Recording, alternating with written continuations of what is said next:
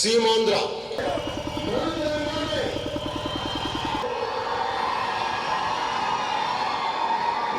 ఎలా ఉంటుందో ఇక్కడ ఫ్యూడలిస్టిక్ వ్యవస్థకి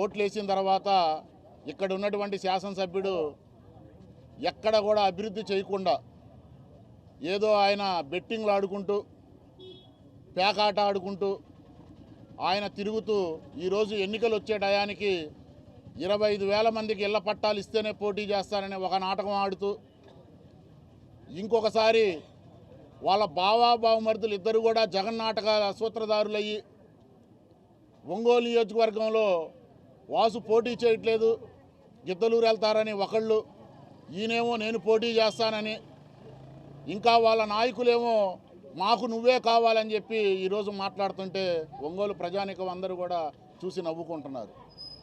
అసలు ఒంగోలుకి మీరు ఏం చేశారని అడుగుతున్నాం. మీరు గత 20 సంవత్సరాల నుంచి శాసనసభ్యులుగా ఉండి కనీసం ఒంగోలుకి ప్రతిరోజు నీళ్ళు ఇస్తా, మంచినీరు ఇస్తా అన్నారు. ఇంతవరకు కూడా మంచినీరు అందివ్వలేకపోయినటువంటి చేతగాని శాసనసభ్యులు బాలినేని శ్రీనివాసులరెడ్డి అని చెప్పి మేము చెప్తున్నాం. మరి 25,000 మందికి ఇళ్ల పట్టాలు ఇవ్వలేకే కదా ఈరోజు మీరు నాటకాలు ఆడుతున్నారు. మీకు నిజంగా చిత్తశుద్ధి ఉంటే ఒంగోలు ప్రజానికం మీద, ఒంగోలు పేద ప్రజల మీద మీకు ఏమాత్రం దయ ఉంటే మీరు మరి 25,000 మందికి ఇళ్ల పట్టాలు ఎప్పుడు ఇస్తారని నేను అడుగుతున్నాను. అదిగో సంక్రాంతి వస్తుంది, అదిగో దీపావళి వస్తుంది, అదిగో దసరా వస్తుంది. వినాయకుడు పల్లి ఎప్పుడంటే రేపు అనే విధంగానే బాలినేని శ్రీనివాసులరెడ్డి మాట మారుస్తున్నాడు. గత ప్రభుత్వంలో టిట్కో ఇల్లు నిర్మిస్తే ఆ ఇళ్ళని కూడా ఈ రోజుకి కూడా ఇవ్వలేనటువంటి చేతగాని దద్దమ్మ బాలినేని శ్రీనివాసులరెడ్డి. రేపు రాబోయే రోజుల్లో జనసేన పార్టీ, తెలుగుదేశం పార్టీ కూటమికి ప్రజల మద్దతు ఒంగోలు అసెంబ్లీలో ఉంది. అలాగే ప్రకాశం జిల్లా వ్యాప్తంగా కూడా 12 నియోజకవర్గాల్లో కూడా జనసేన పార్టీ, తెలుగుదేశం పార్టీ అభ్యర్థులు కైసవం చేసుకొని రాబోయే రోజుల్లో ఈ రాష్ట్రంలో ఒక మంచి నాయకుడిగా పవన్ కళ్యాణ్ గారి నాయకత్వంలో, నారా చంద్రబాబు నాయుడు గారి నాయకత్వంలో ఈ రాష్ట్రం అభివృద్ధి పదంలో జరిగిద్దని చెప్పి మీ అందరికీ మాటిస్తున్నాను. అలాగే ఈ వైఎస్ఆర్సీపీ ప్రభుత్వం అభివృద్ధి జరిగిందని చెప్తున్నారు. దేశంలో ఎక్కడా లేని విధంగా మన రాష్ట్రంలోనే అభివృద్ధి జరిగిందంటున్నారు. అభివృద్ధి దేంట్లో జరిగిందంటే ఒక గంజాయి, ఒక డ్రగ్స్లో జరిగింది. లేదు, ఒక ఎస్సీ, ఎస్టీ, బీసీ మైనార్టీల మీద దాడులతో జరిగింది, కాపుల మీద దాడులతో జరిగింది.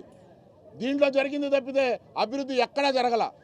ఒక ఎస్సీ సోదరుడిని స్వయాన వైసీపీ ఎమ్మెల్సీ మర్డర్ చేసి వాళ్ళ ఇంటికే డోర్ డెలివరీ చేసే స్థాయికి అభివృద్ధి చెందిందని చెప్పేసి మేము చెప్తున్నాం. చిత్తశుద్ధి ఉంటే వైసీపీ నాయకులకి ఎవరికైనా ఈ అభివృద్ధి మీద సవాల్ విసురుతున్నాను, ఛాలెంజ్ కాస్తున్నాను. ఎవరైనా సిద్ధపడతారా? సిద్ధమైతే చెప్పండి. జనసేన పార్టీ నుంచి, తెలుగుదేశం పార్టీ నుంచి మేమందరం వస్తాం, ప్రజలు అందరూ కూడా వస్తారు. ఈరోజు రాజాపానగల్ రోడ్ నుంచి గెద్దలగుంటకు వస్తుండే పాదయాత్రగా మున్సిపాలిటీ చెత్త ఎక్కడ పడి అక్కడ ఉంది. మున్సిపాలిటీ కార్మికులు కూడా ఈరోజు మా అవసరాలు తీర్చట్లేదు, మేము మా బాధలు ఎవడు వింటలేదని చెప్పేసి ఈరోజు చెప్తున్నారు. మరి ఎందుకు ఈ శాసనసభ్యుడు ఇక్కడ ఒంగోలు నియోజకవర్గంలోనే కాకుండా రాష్ట్ర వ్యాప్తంగా కూడా ప్రతి ఒక్కళ్ళు రోడ్డు మీద ఉంటే ఎందుకు లోకల్ శాసనసభ్యుడు మీరు వెళ్ళలేకపోతున్నారని మేము నిలదీస్తున్నాం. ఇప్పటికైనా మీ తప్పుని తెలుసుకోండి. ప్రజలకు దగ్గర అవ్వడానికి ఉన్న వాస్తవాలు వివరించి ఎన్నికలకు రావాలని చెప్పేసి వైసీపీ నాయకుల్ని డిమాండ్ చేస్తున్నాం జనసేన పార్టీ తరఫు నుంచి.